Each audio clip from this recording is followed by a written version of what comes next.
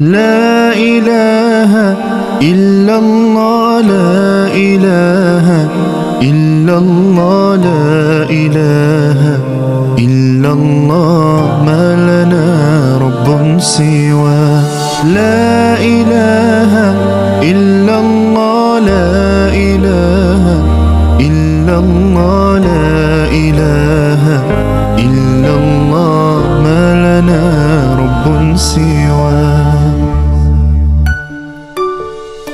ربنا رب القلوب وهو علام الغيوب في الشروق وفي الغروب نوره يهدي العصا ربنا رب القلوب وهو علام الغيوب في الشروق وفي الغروب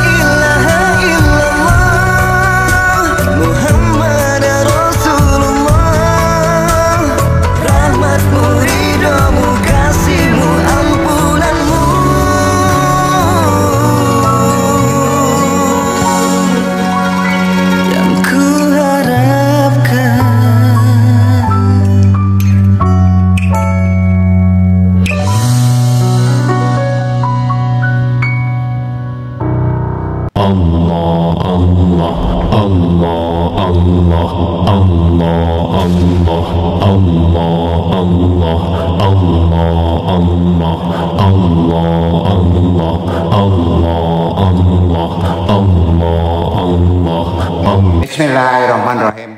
Talim kita hari ini Hubul Watani Wari Ayatul Usrati min Akhlaqil Wali. Mencintai negeri, menafkahi keluarga merupakan sebagian amalan para wali. Ini terkait dengan, wah ini bukan 17-an ya, merdeka ya. Jadi talim hari ini ada amalan dan masih terkait dengan perkara-perkara ruqyah. Langsung saja ke Tajo Risalah. Mudah-mudahan bisa diaplikasikan dalam kehidupan kita karena semuanya ini dari tuntunan Rasulullah SAW. Assalamualaikum warahmatullahi wabarakatuh.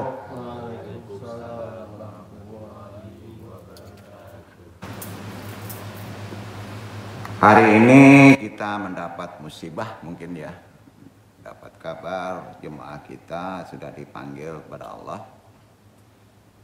Kita doakan mudah-mudahan diterima oleh Allah Subhanahu wa taala dan segala dosa diampuni. Amin amin ya rabbal alamin. Kita doakan dengan setelah talqin nanti.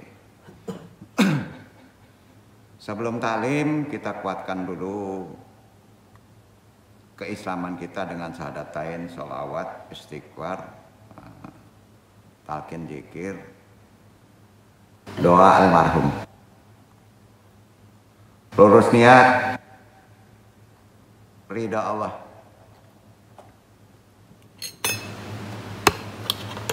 Sama-sama. Ashhadu alla ilaha illallah wa ashhadu anna Muhammadur Rasulullah. Salawat. Allahumma sholli ala sayyidina Muhammadin nabi ummi wa ala alihi wa sahbihi wa salim. Astaghfirullah ghafurur rahim.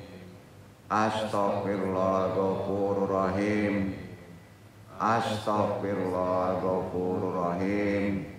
Ilahi anta maksudi warid loka matlubi atini mahabataka wa marifataka. Taharo kita la ilaha illallah la ilaha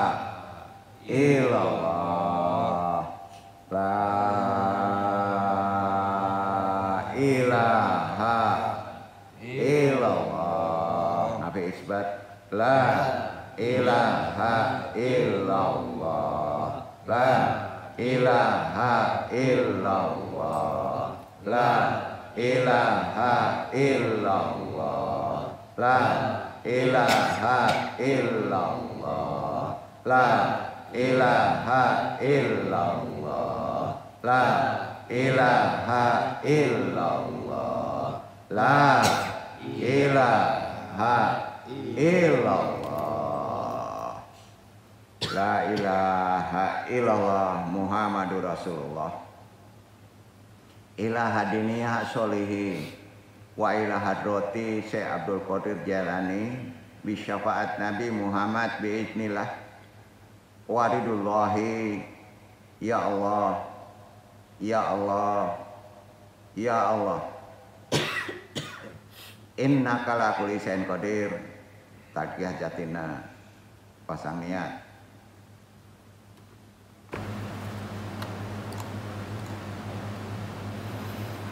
Wa khususan abaruhi Nur Jawaharul Muhammadin. Khususan Nabi Yunaka Muhammad sallallahu alaihi wasallam. Wabil khusus hadiri Al-Madi Khalifatul Radin. Wa khususon ila ruhi Ikhwan Khairul. Wa khususon arwahi juriyatihi. Wa khususon arwahi muslimin mu'minin wa musinin. Al-Fatihah. A'udzu billahi minasyaitonir rajim. Bismillahirrahmanirrahim. Alhamdulillahirabbil alamin. Arrahmanirrahim. Maliki yaumiddin. Iyyaka na'budu wa iyyaka nasta'in. Ihdinas siratal mustaqim. Siratal ladzina an'amta 'alaihim ghairil maghdubi 'alaihim waladdallin. Allahumma ahyina 'alal Islam wa amita 'ala sunnah. Allahumma anta rabbi la ilaha illa anta khalaqtani wa ana abduka wa ala ahdika wa wadika mastata'tu a'udzu bika min syarri ma sana'tu abu ulaka bi ni'matika alayya wa abu dzanbi faghfirli fa innahu la yaghfiru dzunuba illa anta. Allahumma ya qadiyal hajat. Allahumma ya kafiyal muhimmat. Allahumma ya dafiyal baliyat. Allahumma ya rafi'u darajat. Allahumma ya safi'al amrad. Allahumma ya mujibad da'wat. Allahumma ya arhamar rahimin. Allahumma inna nas'aluka salamatan fidin wa afiatan fil jasadi wa jadadatan bil ilmi wa barakatan fil rizqi wa taubatan qoblal maut wa rahmatan indal maut. Allahumma hawin alaina fi sakatil maut wa najata minan nari wa afa indal hisab. Rabbi syahri sadri wa yassirri amri wa hlul datam lisani yafqahu qawli. La haula wala quwata illa billahil aliyil azim. Alhamdulillahirabbil alamin.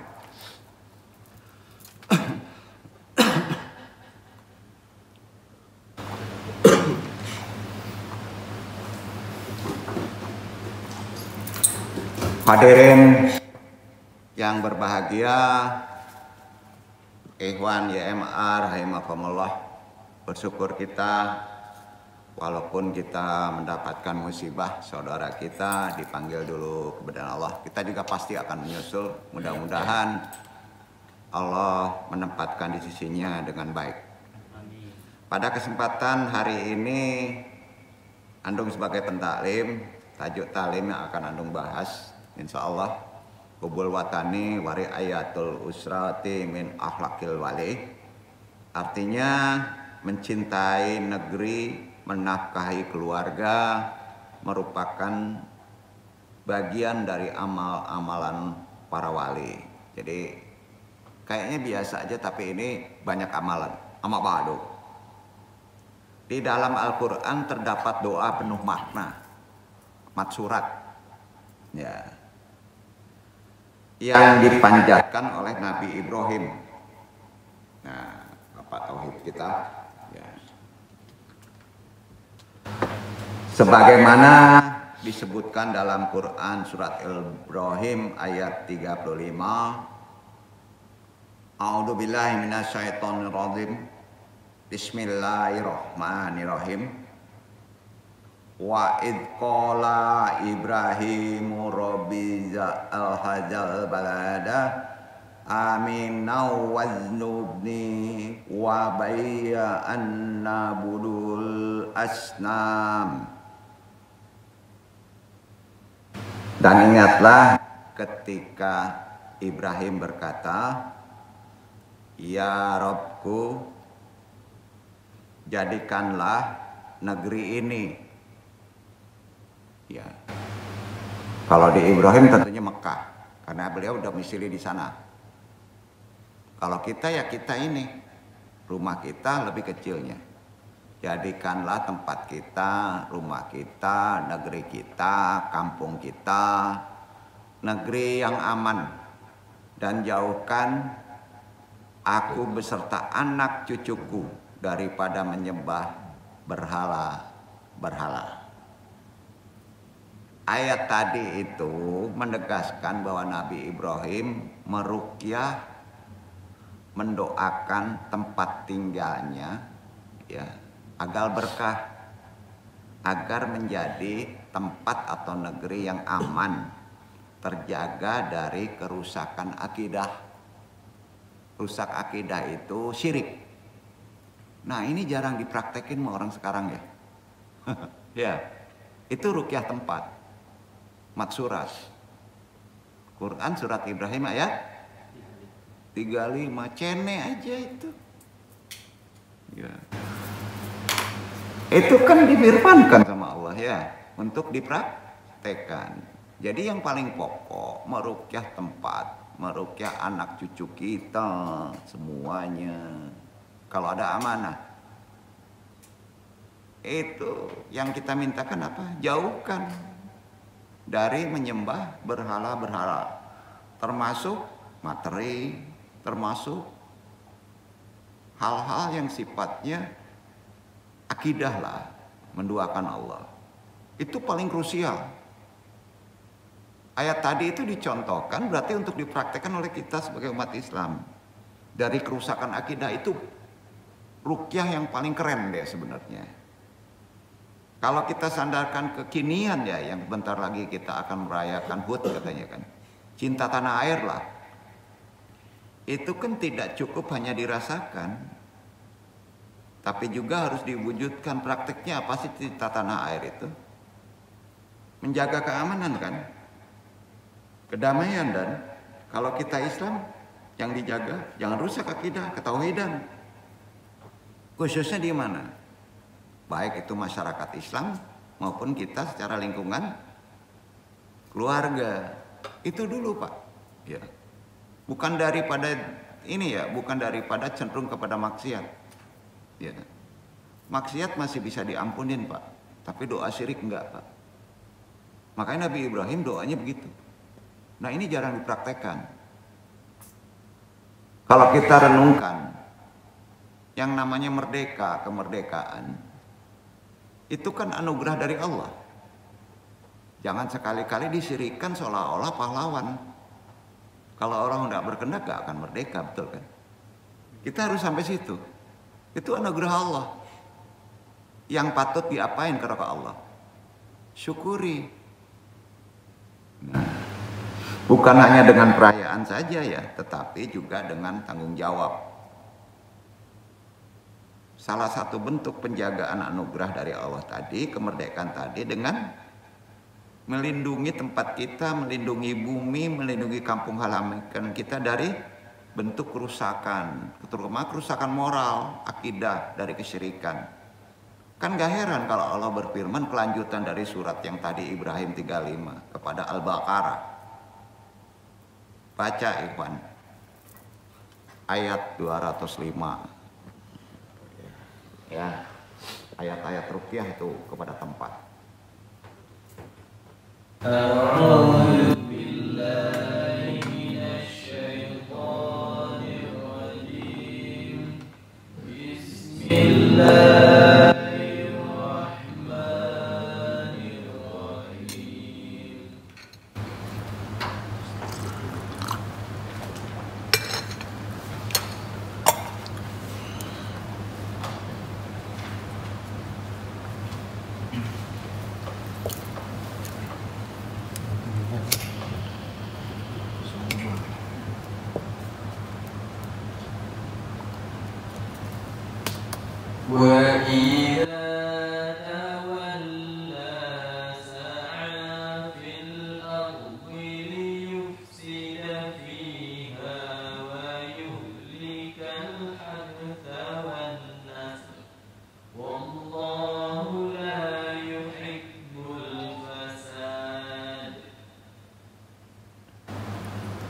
Dan apabila ia berpaling dari kamu, ia berjalan di bumi untuk mengadakan kerusakan padanya dan merusak tanaman-tanaman dan binatang ternak, dan Allah tidak menyukai kebinasaan. Intinya Allah nggak suka kerusakan. Jangan dirusak tuh tatanan yang sudah Allah simpan, termasuk tatanan moral. Ayat ini mengandung makna yang dalam, harus kita jabarkan. Di ayat 205 surat Al-Baqarah itu kan berbicara tentang akibat serius bagi orang-orang yang meninggalkan jalan kebenaran. Mereka justru berjalan di muka bumi menebar kerusakan, kehancuran. Udah banyak tuh. Kerusakan dalam ayat tersebut tidak hanya bersifat fisik loh. Quran itu tidak boleh dibahas ke fisik aja, seperti merusak tanaman atau binatang ternak, tetapi juga mencakup kerusakan moral, kerusakan sosial, kan itu intinya. Iya kan? Yang paling pokok sekarang kerusakan moral, kerusakan sosial. Contohnya termasuk menyebarkan kebohongan, memprovokasi, menebar fitnah, hingga melakukan penindasan, kekerasan. Nah, itu akibatnya, itu merusak. Allah sangat membenci segala bentuk tindakan yang menghancurkan tatanan kehidupan. Jadi kemerdekaan itu harus diciptakan aplikasinya jangan sampai begitu gitu maksudnya. Oleh karena itu, hukuman yang adil akan diberikan kepada orang yang dengan sengaja melakukan perusakan kalau sudah melampaui terbatas. Tergantung niat. Kalau dia umaro, udah jelas melindungi rakyat, bukan mencekik rakyat. Nah, dilengserin sama-sama baru tahu. Tuhan juga yang nyuruhnya kan. Nah, itu hukum keadilan. Oleh karena itu, hukuman yang adil akan diberikan kepada mereka dengan sengaja melakukan kerusakan, walaupun dikemas dengan cara kebaikan. Ya, kemasannya kan cari kebaikan. Tapi intinya kan rakyat sekarang nggak bisa dibohongin, Pak. Ya. Nah, itu langsung. Kalau seorang umaro membuat kerusakan yang sudah akan meluas dengan hanya untuk beberapa unsur menjadi kaya, maka Allah langsung menurunkan keadilannya. Nggak takut ya orang sekarang, heran. Udah banyak contoh. Supaya orang itu, supaya umaro kita kembali ke jalan kebaikan. Di ayat tadi kan ada istilah al-hats, tanaman, an-naso, ternak. Dalam ayat ini kan makna simbolik itu. Ya. Tanaman ternak itu maknanya simbolik. Ya. Yang aneh kan mengibarkan bendera nanti katanya syirik. Enggak, itu simbol loh. Nah, simbol. Zaman Nabi kan ada bendera. Ya. Simbol itu. Jadi kalau memperdebatkan itu syirik kacau juga ya. Enggak boleh menghilangkan kesatuannya. Ya, aduh, pusing nih. Nggak ngerti ilmu. Simbolik kan sebagai lambang keberlanjutan hidup generasi penerus. Ya dari simbolik tanaman, ternak. Ayat tadi kan mensimbolkan begitu sebagai lambang keberlanjutan hidup. Terus ternak generasi penerus. Ya. Maka merusak generasi muda melalui pendidikan yang buruk, nilai-nilai yang menyimpang, juga termasuk bentuk kerusakan yang harus dicegah. Jadi kemerdekaan itu sampai ke situ sebetulnya. Jadi kemerdekaan yang kita nikmati secara Islam itu seharusnya tidak hanya dimaknai sebagai kebebasan politik, kebebasan bicara semata, tetapi juga tanggung jawab loh. Untuk menjaga keberlangsungan bumi, keberlangsungan amanah. Karena kerusakan terhadap alam, baik secara fisik maupun moral, itu bentuk penyimpangan yang serius di zaman sekarang. Jelas itu keadilan Allah akan datang loh. Itu Quran yang menunjukkannya. Maka merawat lingkungan, kita tugasnya. Nggak perlu ini ya, itu udah keimanan tinggi, itu amalan wali.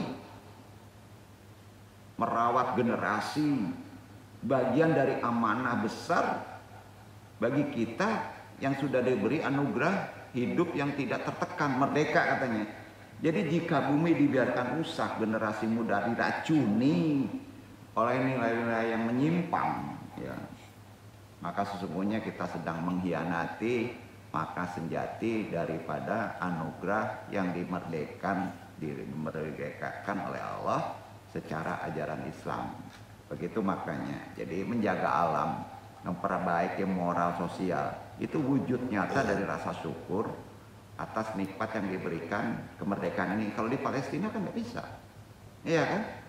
Sekaligus bentuk ketaatan terhadap nilai-nilai ilahi yang termaktub dalam Al-Quran. Karena itu peran umat Islam dalam mengisi kemerdekaan, kita kan akan mengisi nih, mencintai tanah air dalam Islam itu tidak terbatas pada simbolik upacara ya, tapi juga melalui kerukunan, menghindari fitnah, membangun, mendidik akhlak, khususnya generasi muda, menjaga ketertiban, kedamaian, berpartisipasi dalam membangun yang adil berkelanjutan. Wah, ini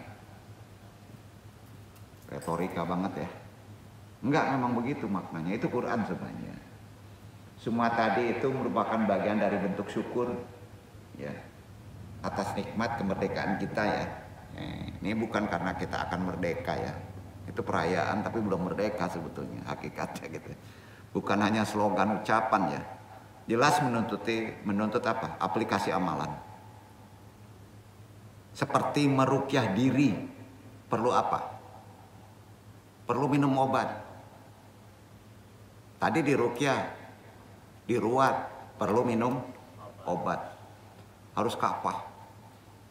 Seperti doa, minta rezeki juga harus ikhtiar usaha, kafah, betul kan? Nggak bisa dipisah. Ya, bukan upacara aja, aplikasinya apa? Ya, bersyukur, ya, merawat diri, ya, menyampaikan amanah, jangan jolim, jangan merusak akidah. Itu aplikasi dari merdeka. Ya. Paham kan? Nah, kerja pun harus halal.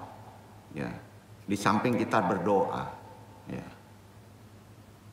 Nggak diam nunggu keburu lapuk dimakan waktu usia. Tahu-tahu kiamat, tahu-tahu nyesal. Hidup antum nyesal loh kalau begitu. Jadi tolong, ya, perlu ikhtiar, perlu gerak, bukan doa saja. Ya. Jadi yang namanya merdeka lahir dan batin, para umaro kebanyakan wakil, ya, wakil-wakil pemimpin rakyat di sana. Di mana di negeri hanta berantah, kemerdekaan sejatinya bukan hanya terbebas dari penjajah fisik loh. Ya, tuan-tuan pemimpin, tapi juga dari belenggu kebodohan, kemiskinan, kemalasan, perpecahan. Bukan malah ditunggangi dengan ilmu politik. Insya Allah keadilan Allah tuh turun loh. Bahasa kerennya kan sering takut kena kutuk yang maha kuasa itu. Nah, ini yang kadang-kala tidak disadari. Anda mengingatkan, ini karena di-share nih. Petunjuk wahyu Al-Quran bukan petunjuk akal. Petunjuk akal aja itu sebaiknya disisihkan, pasti kalah oleh Al-Quran. Petunjuk akal aja, petunjuk yang tertinggi itu petunjuk Al-Quran, wahyu. Ya. Wahyu Quran bukan akal sehat manusia, petunjuknya bukan. Wahyu Tuhan, pedomannya ke sana. Karenanya mendorong umat Islam untuk hidup damai dan membangun masyarakat yang bertakwa, sejahtera, mutlak harus melalui wahyu, ayat langit. Hanya itu, titik.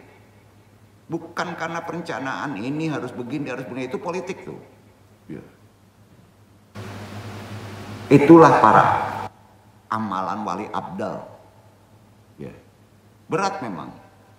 Maka cobalah jadikan momentum nanti mungkin dianggap sudah merdeka, bukan berhura-hura untuk Simbolik saja, bukan begitu. Refleksi diri, sejauh mana kita berkontribusi terhadap amanah di tempat. Ya, sudahkah kita mengisi kemerdekaan dengan amal soleh, pendidikan, kontribusi sosial, hablu minanas. Itu amalan-amalan wali. Bukan nggak boleh tahu, ya. Karena sejatinya tanah air bukan sekedar tempat tinggal loh. Itu amanah. Ya. Yang akan kita pertanggungjawabkan di hadapan Allah. Kena semuanya. Jadi jangan heran banyak orang merasa tersiksa karena keinginannya mereka yang terlalu besar. Kenapa kesana? Ada kaitannya dengan hari jadi kemerdekaan kita. Kalau keinginan ampun terlalu besar dengan rencana-rencana Indonesia emas hantu belau, wah jadi kacau nih. Ya. Kita harus mengukur, kalau orang Minang ukur bayang-bayang. Semisal kalau nurut kepengen, semua juga kepengen kaya, pengen punya mobil mewah, manusiawi. Tapi itu membuat kita tersiksa. Kenapa? Kan kita kalau ingin itu harus menyediakan ini itu kan. Iya kan? Dalam menjalani kehidupan seringkali manusia terjebak dengan keinginan yang tak akan habis-habisnya. Intinya guna bisa menghindari penderitaan akibat keinginan. Jangan bodoh kita. Kita sering menderita akibat daripada keinginan yang tidak diilmui keinginan itu. Cobalah umat Islam untuk bisa memahami pola berpikir spiritual Islami. Bagaimana cara hidup yang lebih maksudnya lebih sederhana. Yang diistilahkan ilmu tasawuf apa? Hidup zuhud. Jangan diartikan miskin. Zuhud itu kan sederhana.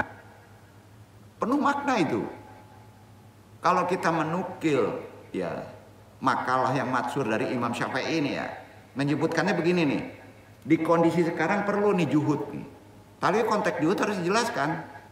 Idza kunta turidu an takuna mustaqilan an syai'in ma fala tujbir nafsaka ala tahqiqi hada syai'in tariki.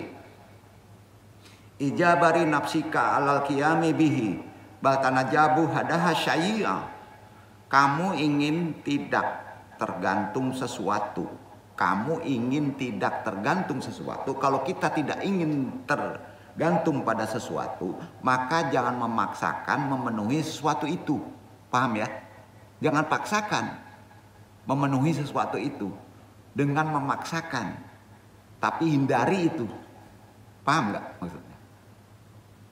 Kalau ingin tidak tergantung sesuatu, jangan memaksakan memenuhi sesuatu itu dengan memaksakan, tapi hindari hal seperti itu. Itu Imam Syafi'i itu ngomongnya kayak gitu. Omongan dia pada masanya itu keren banget loh. Makanya agak bisa dipahami oleh orang sekarang. Ini kan nasihat Imam Syafi'i. Tentunya menukil dari Quran nih. Mengandung pesan mendalam tentang pentingnya menahan diri di kehidupan sekarang.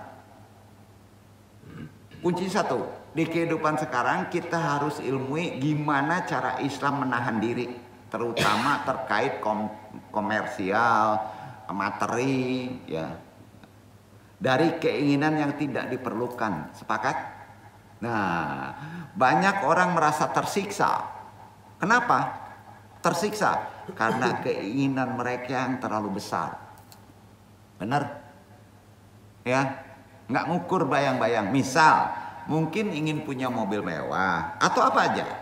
Tapi kalau itu membuat kehidupan antum tersiksa, gimana? Harus menyediakan ini dan itu. Maka antum menjalani hidup betul-betul bodoh. Sepakat? Berarti antum tidak memahami konsep agama, ajaran Islam. Zuhud itu gimana? Zuhud itu supaya hidup kita jangan tersiksa tergantung dengan keinginan. Itu maksudnya. Ya. Ingin kaya wajar, ingin makmur wajar. Diperbolehkan oleh ajaran Islam. Tapi mampu enggak? Tapi harus tahu cara ilmunya. ilmu kaya secara agama, ada ilmunya. Mudah-mudahan Iwan paham, nanti bedah. Jadi ketenangan kondisi sekarang itu yang dicari. Ketenangan hidup bisa diraih dengan mengurangi kebutuhan yang tidak penting. Sepakat? Ketenangan hidup diawali terkait dengan materi. Kurangi kebutuhan yang tidak penting. Semakin banyak hal yang kita butuhkan, maka semakin besar ketergantungan kita kepada sesuatu, semakin tinggi. Setuju? Setuju ya? Pasti itu. Ketergantungan dengan memaksakan keinginan, inilah umumnya manusia zaman sekarang yang pada akhirnya melahirkan kesulitan dan kecemasan. Setuju? Psikologinya gitu kan?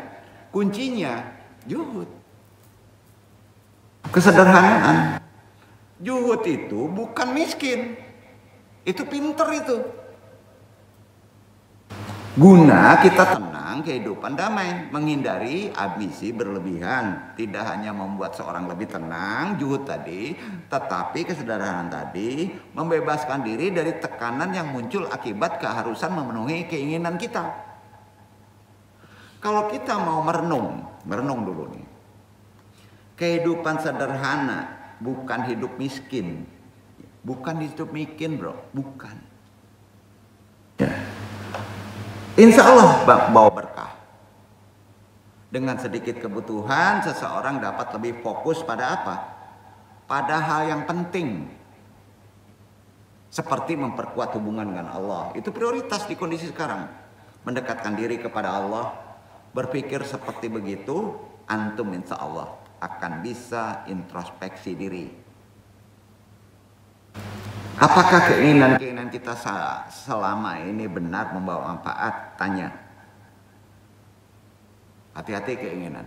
Apakah keinginan kita selama ini membawa manfaat? Ya. Atau justru menjadi beban? Kita yang bisa menjawab. Dalam konteks kehidupan modern, godaan untuk memiliki segala sesuatu sangat besar loh. Contoh medsos misalnya seringkali mempengaruhi seseorang untuk mengejar gaya hidup tertentu. Sepakat? Andung ingatkan dulu itu. Umur kita pendek loh. Namun agar tidak terjebak dalam arus tersebut, Andung sebagai pentaklim hanya bisa menasihati agar setiap orang mulai membiasakan diri untuk bisa memilah kebutuhan dari keinginan. Pilahlah kebutuhan dari keinginan. Dengan cara begitu, seseorang akan lebih mudah merasa cukup dan bisa bersyukur atas apa yang dimiliki. Disinilah pentingnya ajaran Islam yang namanya tawakal. Jadi dalam situasi apapun, seseorang harus percaya bahwa rezeki sudah diatur Allah. Percaya?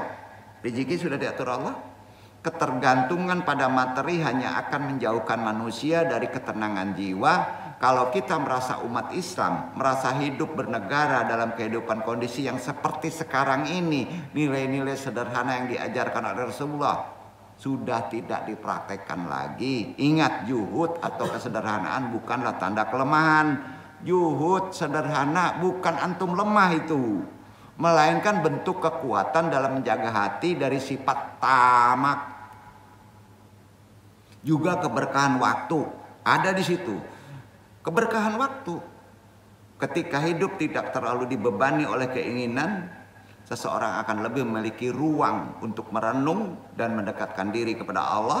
Hal ini sejalan dengan prinsip yang diajarkan dalam Islam, bahwa asy'adatul haqiqiyatul la takmuru fil amtilakil katiri minal mumtalakati bal fil qalbi alladhi yusuru bil ridha. Kebahagiaan sejati tidak terletak pada banyaknya harta, bro. Enggak, melainkan pada hati yang merasa cukup, ridho. Oleh karena itu sudah seharusnya umat Islam wabil khusus yang merasa beriman. Andung sebagai pentaklim yang bodoh fakir ini, renungkan kehidupan kodrat zamannya. Kodrat kita zamannya sedang diuji dengan serba susah. dalam kondisi sekarang ini. La tanjari pidawa mati tumuhatil dunya tadkar anna hadihid dunya mu'akadatan lidal ayajai saya wara asya'adatil abadati awlawiyatakal kuswa. Janganlah sampai terjebak dalam pusaran ambisi duniawi. Tolong diingat bahwa dunia ini hanya sementara, sehingga mengejar kebahagiaan yang kekal harus menjadi prioritas utama. Amalan akhirat. Hal ini relevan, bukan mengajarin putus asa di tengah masyarakat yang cenderung materialistis. Dengan memahami pentingnya mengurangi keinginan yang tidak perlu, seseorang dapat hidup lebih bahagia. Insya Allah, itu ajaran Islam. Insya Allah. Mudah-mudahan taklim nasihat pesan ini sekaligus menjadi refleksi bagi kita semua. Sudahkah kita menjalani hidup dengan cara yang benar? Ataukah masih terjebak dalam keinginan-keinginan yang sebenarnya tidak penting? Tolong aplikasikan. Mengingat kondisi kehidupan zaman sekarang terkait ekonomi khususnya. Godaan materialistis. Jadikan risalah nasihat Andung ini panduan. Karena Andung tidak dari pemikiran sendiri, harus menyampaikan ajaran Islam secara mujmal.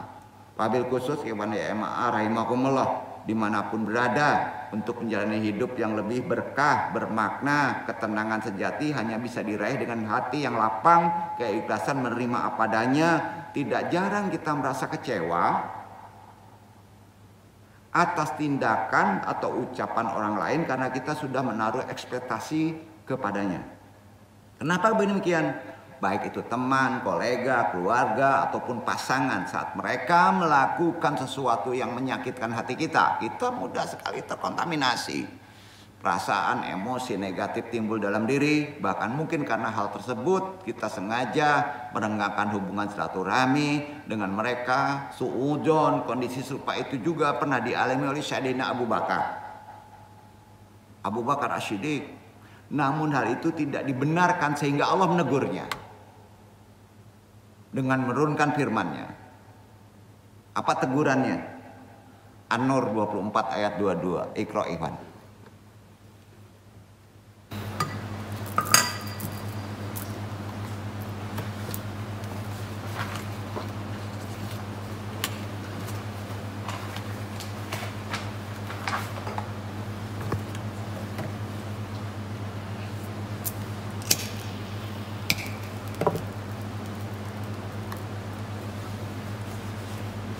ولا يأتل أولو الفضل منكم والسعة أن يؤتوا أولي القربى والمساكين والمهاجرين في سبيل الله وليعفوا وليصفحوا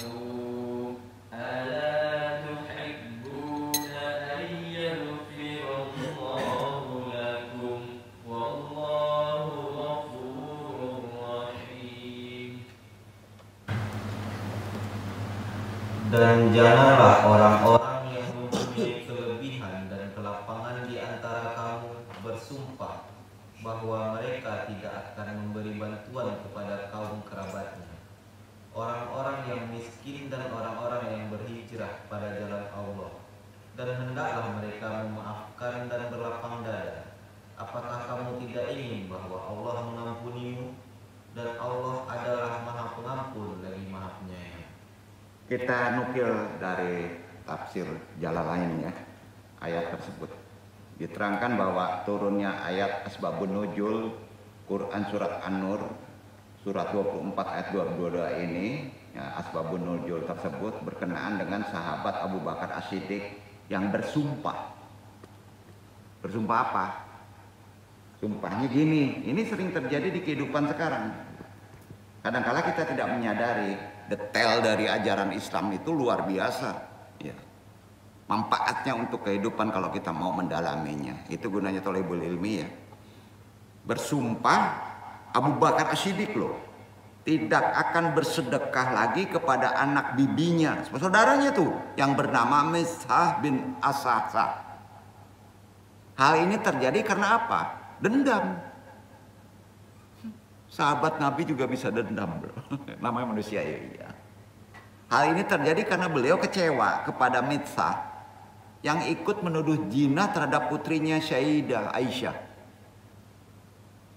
Ini riwayat sahih. Sikap Sayyidina Abu Bakar jika dilihat dari sudut pandangan logika manusia zaman sekarang wajar nggak? Zaman dulu wajar. Anak putrinya difitnah berzina, wajar dendam. Padahal Mitsah ini masih anak bibinya, semua kehidupannya ditanggung oleh Abu Bakar. Enggak. Karena sudah sepantasnya sebagai seorang tua merasa kecewa kepada seorang yang menuduh anak kesayangannya melakukan tindakan yang melanggar syariat, wajar. Padahal sejatinya tidaklah berbuat demikian. Akan tetapi sikap yang diambil Abu Bakar itu nyatanya kurang tepat di sisi Allah. Setelah Allah menurunkan wahyu yang membersihkan diri putrinya, di samping itu Allah menerima tobat orang-orang yang membicarakannya. Hadits sulfikfi itu dari kalangan mukmin serta menghukum sebagian mereka yang berhak menerimanya. Kemudian kitab Allah ditujukan kepada Sayyidina Abu Bakar yang memerintahkan kepadanya agar tetap berbelas kasihan kepada Mistah bin Asasah yang miskin dan tidak berharta kecuali apa yang diterima dari uluran bantuan darinya Abu Bakar. Karenanya Allah menuntut Sayyidina Abu Bakar untuk bersikap lapang dada, tetap bersedekah kepada saudaranya yang membutuhkannya walaupun sudah mengucapkan fitnah. Karena dengan sikap demikian seseorang bisa mengendalikan emosinya sehingga kemarahannya tidak mencegah perbuatan baik kepada yang lainnya. Peristiwa kasus Sayyidina Abu Bakar dalam ayat tersebut menjadi pelajaran untuk kita semua di kondisi sekarang. Benar kan? Bahwa perintah Allah yang meskipun berat tetap harus dijalani. Cocok atau tidak berdasarkan logika manusia, kalau Allah sudah memerintahkan wajib dijalani, terutama terkait sedekah. Jika sudah perintah Allah maka harus wajib dijalani. Jangan sampai kekecewaan itu menjadi penyebab keputusannya kebaikan menjadi hilang. Dan jangan sampai jika kita merasa sakit hati dengan orang lain langsung bersumpah yang tidak bagus seperti memutus silaturahmi atau tidak mau lagi membantu orang lain. Wah, ini udah kacau nih. Di samping itu dilarang keras memikirkan bahwa kita seseorang berbuat baik kepada orang lain, ia berharap sesuatu saat kebaikannya juga akan dibalas, juga salah. Amalan wali memang berat. Ya. Memang berat dari sisi kemanusiaan, tapi kalau pemikiran seperti itu berarti tetap dipakai oleh kita seorang nih yang memakainya muslim hanya berbuat baik atas nama kompensasi sosial dan seolah-olah membuang Allah tuh namanya. Maksudnya gini, kalau kamu baik akan dibalas baik, salah itu. Salah itu. Secara ajaran Islam salah itu. Ketika kamu baik dibalas tidak baik, kamu dirugikan, sudah tidak dapat pahala itu. Jadi teori itu menjebak tuh untuk kita. Pemikiran yang membuang Allah, paham kan? Jangan sampai. Andung luruskan dulu. Maka dari itu saran Andung, ketika berbuat baik kepada orang lain, tolong niatnya apa? Kalau antum berbuat baik kepada orang lain niatnya lillahi ta'ala, ya lillahi ta'ala. Pasti Allah ridho. Walaupun akan digunakan untuk apa. Sampai ya. Sebab Allah memerintahkan untuk bermuamalah, berlaku baik kepada sesama. Robah pola pikir kita dari berbuat baik agar mendapat balasan yang sama. Salah. Betul kan? Menjadi berbuat baik karena atas nama iman. Itu yang paling penting. Kita berbuat baik atas nama iman.